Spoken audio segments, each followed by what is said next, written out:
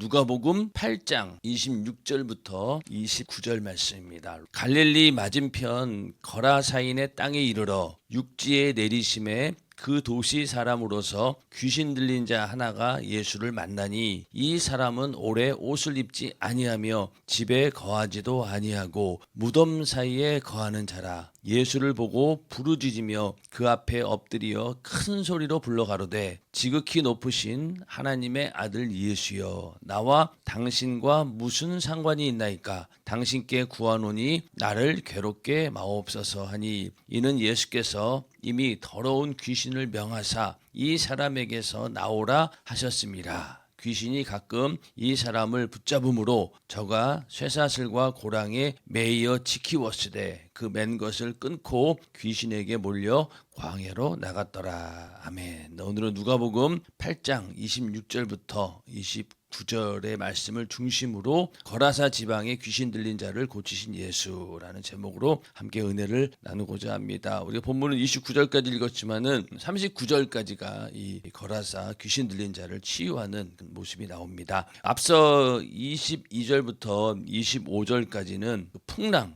바람과 바다를 잔잔케 하는 그런 예수의 모습을 보여주었죠. 그거는 어떤 의미가 있냐면은 눈에 보이는 천지 만물을 주관하시는 분이 바로 예수 그리스도, 그분이 바로 하나님의 아들이시다라는 것을 보여주었고, 오늘 이 거라사 광인을 치유하는 하나님의 이적은 눈에 보이지 않는 영적인 세계까지도 주관하시는 분이 바로 예수 그리스도이시다라는 것을 보여주고 있습니다. 골로새서 1장 16절에 보면은 만물이 그에게 창조되되 하늘과 땅에서 보이는 것들과 보이지 않는 것들과 혹은 보좌들이나 주관들이나 정사들이나 권세들이나 만물이 다 그로 말미암고 그를 위하여 창조되었고, 예수님께서는 이 눈에 보이는 천지를 창조하시는 그 사역에도 참여하셨지만은 이렇게 보이지 않는 것들까지도 다 창조하신 분이 바로 하나님이시고, 예수 그리스도는 하나님의 아들로서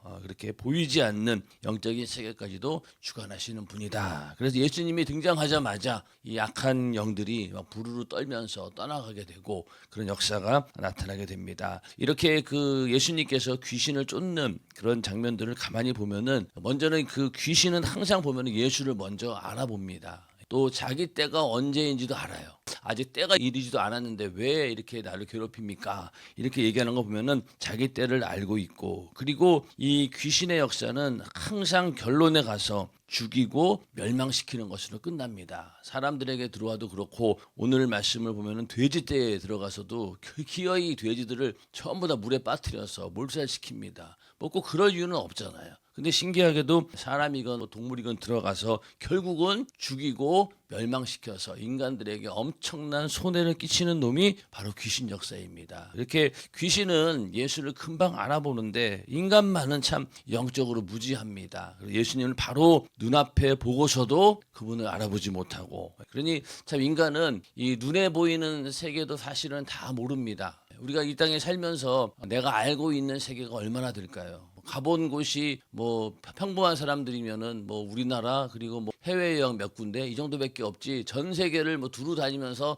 다 본 사람은 극히 드물잖아요. 그러니까 눈에 보이는 세계도 사실은 다 알지 못하는데, 눈에 보이지 않는 영적인 세계까지 한다고 하면은 인간은 정말로 무지한 자입니다. 그런데 우리가 예수를 믿고 하나님 말씀으로 세상을 보게 되니까 그때 비로소 우리가 눈에 보이지 않는 영적인 세계를 볼 수 있게 되었고, 보는 것뿐만이 아니라 그것을 대적하고 이길 수 있는 능력을 하나님 말씀을 통해서 또 우리에게 예수 이름의 권세를 주셔서 대적할 수 있게 되었다라고 할 때, 예수 믿는다라고 하는 것이 얼마나 이 세상 사람들보다 차원이 다른 그런 세계를 살고 있는 그런 눈을 가진 자들이다, 이걸 볼 수 있습니다. 오늘 이 그 예수님께서 갈릴리 맞은편에 있는 거라사인의 땅에 이르러 거기서 귀신 들린 자를 만나게 되는데, 이 마태복음에서는 가다라 지방이다 이렇게 얘기를 하고 있죠. 가다라 지방. 그리고 이 사람은 오래 옷을 입지 아니하며 집에 거하지도 아니하고 무덤 사이에 거하는 자라. 귀신 들린 자들의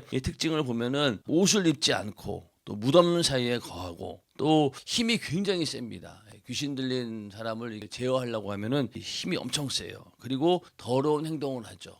침을 뱉거나 오바이트를 하거나 하여튼 그렇게 더러운 행동들을 계속하고 소리를 지르고 막 자기 몸을 상하게 합니다. 여러분 귀신 들린 사람들 보면은 이제 이런데 가만히 보면은요 이 술 먹은 사람들이 이런 증상들이 나타나죠. 술 먹으면 술 취해가지고 자기 정신을 잃으면 어떻습니까? 힘이 엄청 세고 더러운 행동 하잖아요. 그렇죠? 그리고 막 소리를 지르고 어떨 때는 위통 벗고 막 자기를 해야 하는 거. 술 먹은 사람들이 그런 분들 많이 보이지 않습니까? 그래서 야 이게 술에 만취되는 게 이게 정말로 귀신 역사구나 그걸 볼 수 있습니다.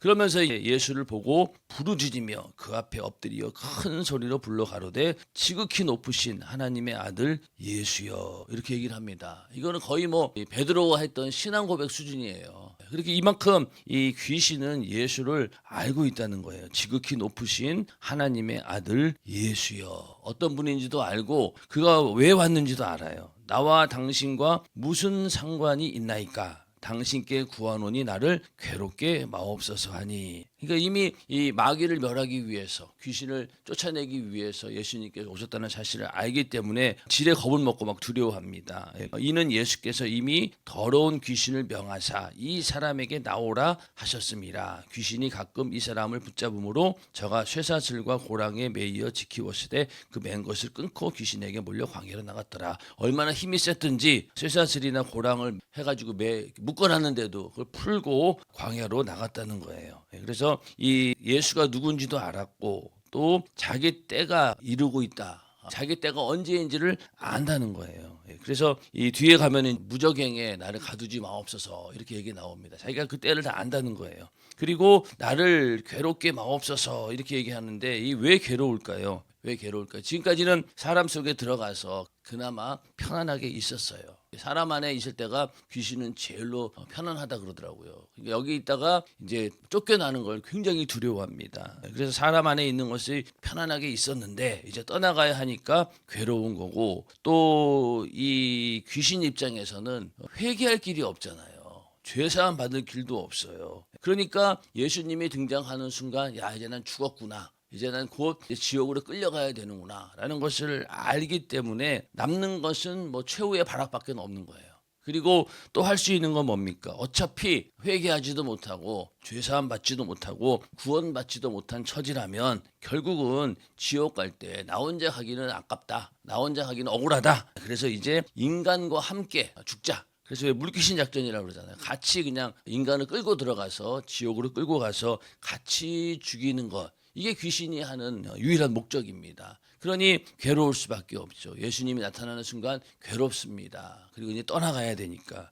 그러니 어떻게 해요? 결국은 최후의 발악을 하게 됩니다. 그래서 이렇게 귀신은 예수를 쉽게 알아보았는데 인간만은 예수를 알아보지 못합니다. 앞서 그 풍랑을 막 잔잔케 하는 그런 이적을 바로 눈앞에서 보면서도 저가 누이기에 바람과 물을 명함에 순종하는 거 이렇게 직접 눈으로 보고도 예수가 어떤 분인지 그가 하나님의 아들 하나님으로서 인정하지 못한다는 겁니다. 그만큼 인간은 영적으로 어리석은 자라는 거죠. 그래서 우리가 예수를 만나는 순간 우리는 먼저 그분이 어떤 분인지를 알아야 되고 그리고 어떤 분입니까? 바로 하나님의 아들이시고 또 나를 구원하기 위해 오신 구세주라고 하는 사실을 먼저 알아야 됩니다. 그렇게 예수를 바라봤을 때 또 내 자신이 보이죠. 내가 어떤 존재인가? 나는 죄로 인해서 영원히 지옥 갈 수밖에 없는 그런 절망적인 존재이구나라는 것을 알아야 된다는 겁니다. 예수를 만나는 순간 예수가 누군지도 알아야 되고 바로 내가 누군지도 알아야 된다는 겁니다. 그래서 예수님께서 이제 그 귀신에게 물어봅니다. 내 이름이 뭐냐? 물어보니까 군대라 하니 이는 많은 귀신이 들렸습니다. 여기서 군대라고 하면은 그 당시 로마 군대가 1군단이 한 6천 명 정도 됩니다. 그 정도의 규모를 말하는 군대를 얘기하는 거죠. 6천 명인데 나중에 돼지 떼가 2천 마리예요. 2천 마리. 그러니까 2천 마리면은 6천 명으로 치면은 돼지 하나에 새 귀신이 들어갔다는 얘기죠. 그 정도로 굉장히 많은 귀신이 들린 거예요. 그런데 이제 그 귀신의 존재를 부정하고 또 귀신 쫓는 것을 부인하는 그런 사람들의 주장을 보면은 어떤 얘기를 하냐면은 귀신과 대화한 내용은 다 거짓말이다. 그래서 안 믿어요. 귀신 쫓는 거를 인정하지 않습니다. 그리고 귀신의 존재가 하는 이야기를 귀신이 하는 이야기를 인정하지 않아요. 그러니까 뭐 어떨 때는 귀신 쫓다 보면은 야 너 누구야? 너 나는 뭐 언제 죽은 네 뭐 누구 친척 누구다? 뭐 이러면서 얘기하죠. 물론 거짓말하는 경우도 있습니다. 거짓말하는 경우도 있어요. 예. 그런데 여기서 거짓말을 할 수 없는 것은 예수님의 권위를 가지고 예수의 권세를 가지고 귀신을 쫓아내는 과정에서 자기 귀신은 거짓말을 못해요. 그러나 뭐 무당이라든가 귀신을 예수의 이름으로 그 권세로 제압하는 과정이 아닌 그런 데서는 언제든지 거짓말할 수 있죠. 그리고 자기가 영적으로 그러니까 뭐 정말 믿음이 없는 자가 귀신을 상대할 때 거짓말할 수도 있습니다. 그런데 신약 성경에도 보면은 예수님 앞에는 귀신은 거짓말하지 않았어요. 그래서 이렇게 성경에 기록된 거 아니겠습니까? 그런데 이 귀신의 존재를 부인하고 이 축사를 부인하는 사람들은 원래부터 이 사단 마귀 귀신은 거짓말하는 자인데 이 거짓말하는 것을 어떻게 믿을 수 있느냐? 그러나 그 예수의 권세를 가지고 쫓아낼 때는요 꼼짝없이 자기 존재를 드러냅니다. 그래서 우리가 그 귀신의 정체를 알 수 있는 것이죠. 오늘날 이 귀신에 대해서 의학이 점점 발달해가면서 예전에는 그냥 뭐 정신병 이 정도로 생각했는데 점점 증상들이 이제 분류가 되면서 조현병이라고 얘기도 하고 또 그러다 보니까 다중인격자 이렇게 얘기도 합니다. 그래서 가끔 이런 그런 걸 보면 조현병 걸린 사람들 보면은 다중인격이 막 그쪽에 있어가지고 어떨 때는 뭐 이 사람으로 나왔다가 어떨 때는 또 저 사람으로 나타냈다가 막 이러면서 이 쭉 보면은 성경에서 귀신 들린 역사가 똑같구나. 우리는 성경을 통해서 보면서 아는 거죠. 그런데 세상 사람들은 저게 왜 그럴까 계속 연구를 하고 있겠죠. 그래서 이렇게 조현병이나 이런 거에 걸린 사람들은 그냥 뭐 정신분열이 그냥 된 게 아니죠. 먼저는 귀에 뭐가 자꾸 들려요. 실제적으로 환청이 들리고 또 눈으로도 직접 보입니다. 눈으로도 보인다는 거예요. 그러니까 저 사람 미쳤다라고 하지만은 그 사람 입장에서는 미친 게 아니죠. 실제로 귀에 들리고 눈에 보이는데 그걸 어떻게 부인할 수 있겠냐고요. 눈앞에 뻔히 그 귀신의 존재가 나타나가지고 사람을 칼로 찔러 죽여라 뭐 이렇게 명령하는데 그걸 어떻게 자기가 그 거부하겠냐고요. 그러니까 그 사람들을 이렇게 얘기를 들어보면은 직접 눈에 보인다는 거예요. 그리고 이 점점 이 망상이라고 하죠. 생각이 점점 발전돼 가지고 완전히 착각 속에서 살아가는 그런 것도 바로 이 귀신의 역사입니다. 그래서 이 귀신은 약한 영이 뭐 다 그렇지만은 가장 먼저는 우리의 생각을 틈타고 들어오죠. 그래서 우리가 걱정, 근심, 염려가 많고 또 생각이 많고 또 이러한 내 안에 있는 걱정, 근심, 염려 이런 것들을 밖으로 분출하지 못하고 내 안에 계속 쌓아놓고 있으면은요, 이 귀신이 역사할 수 있는 그런 집이 되는 거예요. 그러니까 왜 우리 담임 목사님의 그 설교 가운데 가다라 지방의 뭐 귀신의 역사 그런 말씀이 테이프가 있는데 거기 들어보면은 지극히 내성적인 사람들. 겉으로 자기 자신을 표현하지 않고 계속 안에다가 이렇게 쌓아놓는 사람들이 귀신 들 확률이 많다는 거예요. 귀신이 역사할 수 있는 여지가 많다는 겁니다. 외형적인 사람들은 그냥 무슨 문제가 생기면 빨리 뭐 남에게 얘기를 하거나 속을 털어놓거나 그렇게 해서 툴툴 털어버려요. 그러면은 그 안에 귀신이 들어올 수 있는 여지가 그나마 줄어드는데 계속 쌓아놓는 거예요. 그리고 그 쌓아놓는 걸로 끝나지 않죠. 계속 생각을 합니다. 이게 왜 그럴까? 이게 왜 그럴까? 그러면서 그 생각 속에서 빠져나오지 못할 때 그때 악한 영이 쑥 들어오는 거예요. 귀신이. 그러면서 그 생각을 사로잡고 그때부터 그 귀신에게 생각과 마음을 빼앗기게 됩니다. 그래서 우리가 내 안에 있는 그런 생각 이런 것들을 잘 단도리를 해야 됩니다. 나쁜 생각이 들어왔을 때 빨리 그것을 떨쳐버려야 되는데 계속 붙들고 있으면은요 결국은 귀신이 역사합니다. 사람이 미워하면은 미워하고 계속 미워하면 어떻게 돼요? 나중 가서는 행동으로 나타나게 되죠. 그러니까 사람을 죽이는 거 아니겠습니까?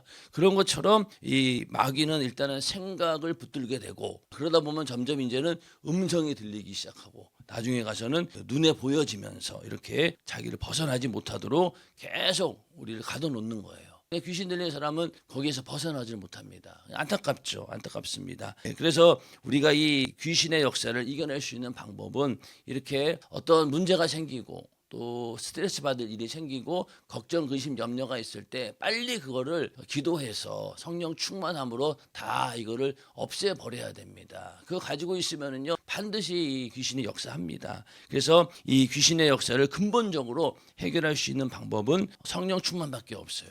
성령 충만함이 무엇입니까? 바로 내 생각, 마음, 나의 모든 인격이 하나님의 성령께 완전히 붙들려 있는 그런 상태가 바로 성령 충만함이죠. 그러니 그럴 때 약한 영이 들어갈 틈이 없는 거예요.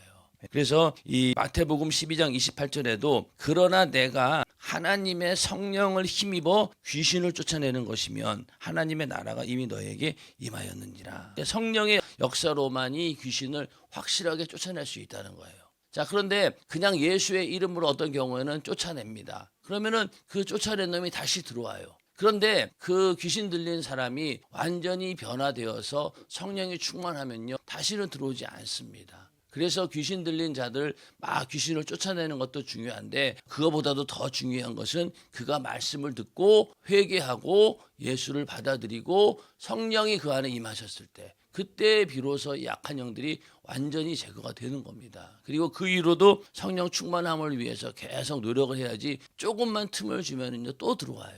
그렇기 때문에 한번 이 귀신의 역사에게 붙들렸다라고 하면은요 이거 몰아내기가 정말로 어렵습니다. 정말로 어려워요.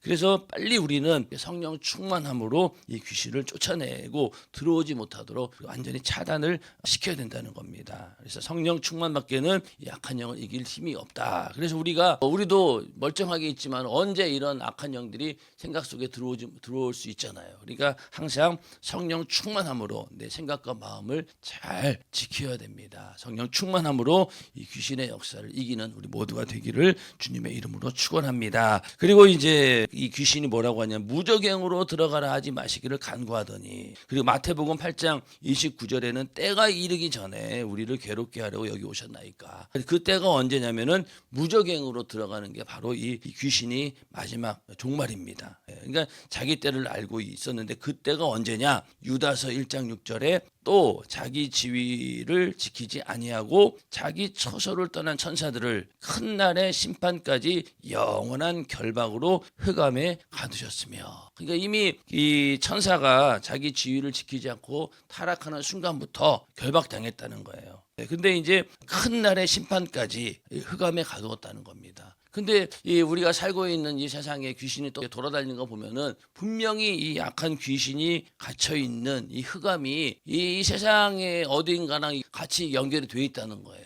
그렇잖아요. 그렇지 않고 어떻게 맘 놓고 돌아다니겠냐고요. 이미 흑암에 갇혀져 있는데 나중에 큰 날의 심판이 되면은 그때는 완전히 무저갱에 들어가는 날이 옵니다. 그런데 지금은 아직 그때가 아닌 거예요. 그러니까 사람에게도 들어가고 역사하고 있는 것이죠. 그러니까 이 세상이 어떤 면에서 이 악한 마귀가 마음껏 활동할 수 있는 그런 공간이라는 거예요.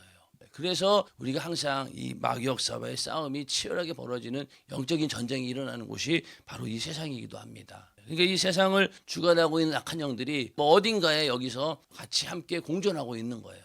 그러니까 우리 인간은 어떻게 보면은 이 적과의 동침이라고 하나요? 같이 그냥 살고 있는 거예요. 그러니 이 얼마나 이 싸움이 치열하겠습니까? 하나님의 능력이 아니고는 절대로 이겨낼 수가 없지요. 그래서 이 큰 날의 심판까지 그때가 바로 이제 무정에게 완전히 사단마귀 귀신이 들어가는 날입니다. 그렇게 해서 1000년 동안 이제 갇혀 있게 되죠. 그러다가 또 1000년이 지난 다음에 또 풀려납니다. 그래서 또 세상을 다 미혹하고 나서 이제는 맨 마지막에 가서 완전히 지옥에 떨어지게 됩니다. 그러니까 이 지금 귀신은 그때를 얘기하는 거예요. 때가 이르기 전에 아직 그때가 아닌데 왜 우리를 괴롭게 하냐 이렇게 막 부르짖습니다. 그래서 32절에 마침 거기 많은 돼지떼가 산에서 먹고 있는지라 귀신들이 그 돼지에게로 들어가게 허하심을 간구하니 이에 허하신데 돼지떼 안에 들어간 거예요. 귀신들이 그 사람에게서 나와 돼지에게로 들어가니 그 떼가 비탈로 내리다라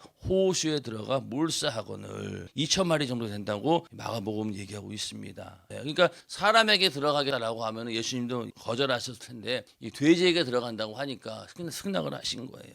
그런데 이 귀신들이 왜 돼지떼에 들어가서 전부 다 왜 호수로 들어가 몰사시키느냐고요. 그러니까 아까 말씀드린 것처럼 귀신은 일단은 들어가서도 어떻게든 죽이고 멸망시키는 거고 나가면서도 끝까지 죽이고 멸망시키는 인간들에게 손해를 끼치는 놈이 바로 이 귀신 역사입니다. 사람에게 들어갈 때도 그렇지만 나갈 때 귀신 역사는 꼭 그 사람을 막 내동댕이 쳐가지고 거의 막 사람이 쓰러지게 만들잖아요. 그렇게 해서 귀신이 나가는데 이 돼지떼에 들어간 귀신들은 이 돼지떼를 전부 다 그냥 물에 빠뜨려서 몰살시킵니다. 그래서 이렇게 항상 죽이고 멸망시키는 존재가 귀신 역사다. 항상 조심해야 됩니다. 그리고 이 귀신하고 물은 항상 관계가 있어요.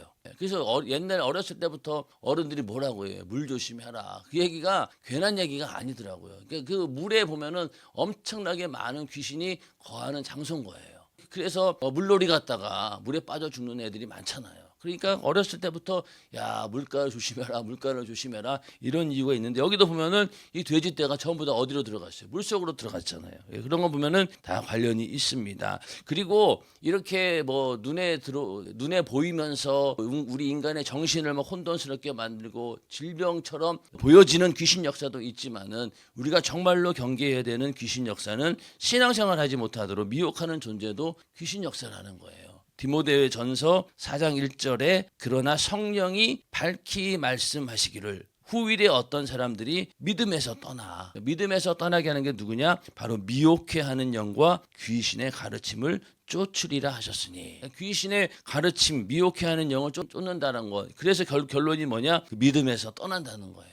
우리를 신앙생활하지 못하게 만들고 결국 미혹해서 예수 믿지 못하게 만드는 놈도 이 귀신 역사다. 이거 우리는 더 이걸 경계해야 되는 거죠. 이거는 잘 구분이 안 됩니다. 내 막 눈에 들어와서 막 괴롭히는 육신의 질병을 가져오는 거는 금방 구분이 되는데 이런 식으로 나를 미혹하는 것은 귀신의 가르침이다라고 생각하지는 않는다는 거죠. 그래서 우리는 그런 것까지도 이 악한 귀신이 역사한다라는 생각을 하고 쫓아내야 되는 겁니다. 자, 34절에 가서 치던 자들이 그 된 것을 보고 도망하여 성내와 촌에 고하니 사람들이 그 된 것을 보러 나와서 예수께 이르러 귀신 나간 사람이 옷을 입고 정신이 온전하여 예수의 발 아래 앉은 것을 보고 두려워하거늘. 그러니까 이 돼지 치던 자들이 도망갑니다. 이거 어떻게 해요? 이게 자기 돼지도 아닌데 이게 다 이렇게 손해를 끼쳤으니 어떡합니까? 주인 이제 오면은 큰일 났다. 변명도 못 해요. 아니 귀신이 들어와서 돼지떼가 전부 다 몰살했습니다. 믿겠냐고요, 그거를. 그러니까 도망갔어요. 그러니까 사람들이 어떻게 됐나라고 봤더니만은 이 귀신 들린 사람이 정신이 멀쩡해져 가지고 예수 발 아래에 앉아 있는 걸 본 거예요. 두렵죠. 그 사람이 어떻게 해보지 못한 그 귀신 들린 사람을 저렇게 멀쩡하게 만들어놨네. 근데 두려워했어요. 그리고 귀신 들렸던 자의 어떻게 구원받은 것을 본 자들이 저에게 이르매 거라사인의 땅 근방 모든 백성이 크게 두려워하여 떠나가시기를 구하더라. 누구를? 예수님을 떠나가기를 막 간절히 구한 거예요. 귀신을 떠나가라고 해야 되는데 오히려 예수를 떠나가라고 하니까 예수님도 그러냐 하고 그냥 아무 얘기도 안 하시고 그 자리를 떠나십니다. 그런 것처럼 왜 이렇게 두려워했을까요? 두려워한 것은 경제적인 엄청난 손실을 입었기 때문에 두려운 거예요. 또 앞으로 어떤 일이 생길지 모르니까. 그래서 예수 믿으면은 왜 이렇게 사람들이 예수 믿는 것을 두려워할까요? 왜냐면은 뭔가 이 손해를 입기 때문이죠. 예수 믿으면 내가 분명히 손해를 본다. 그러니 불신자들도 처음에 내가 신앙생활 할까 말까 예수 믿을까 말까 고민하는데 고민하면서도 못 두려워하는 이유가 뭐냐면은 내가 지금까지 누리고 있는 육신의 쾌락을 포기해야 되는데 술 담배 하던 사람들 술 담배도 안 해야 된다는 거 생각도 하게 되고 또 시간도 뺏기게 되고 내가 육신의 정욕대로 사는 것을 포기해야 되고 세상에 좋은 것 이런 기득권들을 포기해야 된다는 걸 알기 때문에 두려워하는 거예요. 그러니까 예수 안 믿으려고 합니다. 그리고 또 신앙생활에 전념하지 못하는 이유도 거기에 있죠. 내가 이런 것들 빼앗기면 안 되니까. 자, 저녁에 왜 기도하러 못 나올까요? 못 나올까요? 그거는 저녁 시간에 할 일이 많은데 할 일이 많다는 게 정말로 비즈니스가 바빠서 그런 사람들도 있겠지만 그것도 그렇고 더 중요한 것은 내가 그 시간을 육신의 때를 위해서 사는 것을 포기를 못하는 거예요. 그러니까 못 오죠. 그게 이게 쉬운 일이 아니거든요. 왜냐하면 저녁 시간대 7시부터 10시까지 골든타임이라고 하잖아요. 모든 사람들이 가장 휴식을 취하는 시간이고 자기의 육신의 때를 위해서 가장 즐길 수 있는 시간이 그 시간인데 그때 와서 기도하자 그거 어지간해 가지고는 할 수 없어요. 왜? 내가 누리고 있는 이런 것들을 손해보기 싫으니까. 그래서 똑같이 가다라 지방에 있는 사람들처럼 예수를 몰아낸 거예요. 우리도 나에게 손해가 올 때 우리는 예수를 그만큼 몰아내고 있는 거죠. 그게 두려운 겁니다. 그래서 이런 기득권들을 포기해야 되기 때문에 계속 두려워요. 그러니까 예수를 쫓아냈다는 겁니다. 그 이면에 있는 정말로 하나님의 주시는 축복을 받다라고 하면은 예수를 모시고 그 지역에 예수를 모시고 말씀도 듣고 그렇게 환영했을 텐데 이 사람들은 이 육신적인 그런 경제적인 손해 그 이상을 보지 못했다는 거예요. 그래서 이제 그 사람들이 예수를 쫓아 나가라고 얘기하고 근데 이제 38절에 귀신 나간 사람이 함께 있기를 구하였으나 예수께서 저를 보내시며 가라사대 집으로 돌아가 하나님이 내게 어떻게 큰 일 행하신 것을 일일이 고하라 하시니 저가 가서 예수께서 자기에게 어떻게 큰 일 하신 것을 온 성내에 전파하니라. 자, 귀신 나간 사람은 오히려 예수님께 와서 예수와 함께 하려고 하는 그런 모습을 보입니다. 그러니까 우리도 사실은 은혜 받고 성령이 충만하면은 그냥 주님과 함께 있고 싶어요. 어떤 경우에는 뭐 수양관에서 말씀 듣고 한 3박 4일 동안 은혜를 충만히 받으면은 사실은 내려가기 싫어요. 다시 집으로 가기도 싫고 또 직장에 가기도 싫고 이 어떤 자기 삶의 환경으로 돌아가기가 싫은 거예요. 왜 그럴까요? 가면은 또 이 세상과 부딪혀야 되고 또 이 죄와 싸워야 되고 예수 믿지 못하도록 방해하는 역사들이 있기 때문에 가기 싫어요. 그래서 그냥 내가 주님과 함께 그냥 영원히 여기 있었으면 좋겠다. 그런 마음이 굴뚝 같죠.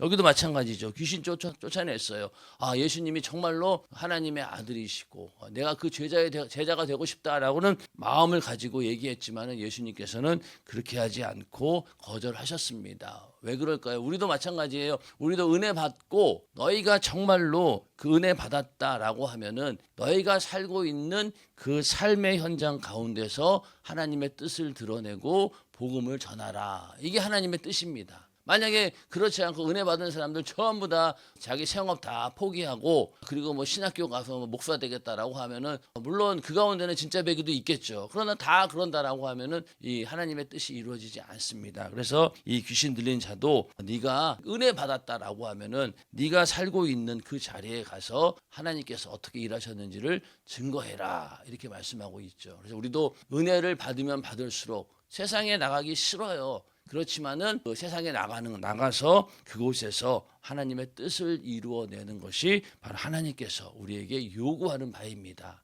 그래서 우리의 신앙이라고 하는 것은요 동떨어진 게 아니에요. 현실에 뿌리 박은 그런 신앙이어야 됩니다. 그래서 우리가 세상에 나갔다가 또 3일 예배 되면은 또 들어오고 또 말씀 듣고 또 금요일 날도 말씀 듣고 또 주일 날도 와서 말씀 듣고 그렇게 해서 계속 충전해 나가면서 세상에 나가서 세상을 변화시키는 그런 삶을 살아야 된다는 거예요.